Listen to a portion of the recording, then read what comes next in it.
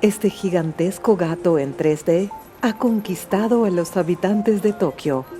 Desde el lunes, el felino duerme, maulla y mira a la gente. Desde una valla publicitaria en el barrio de Shinjuku, una de las zonas de compras más transitadas de la capital japonesa. Pensé que era un gato de verdad. Me confundió y sorprendió.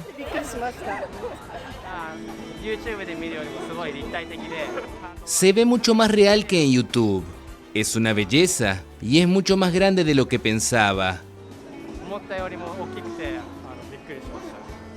La sorprendente forma tridimensional del felino se consigue gracias a una pantalla curva LED 4K de cerca de 155 metros cuadrados.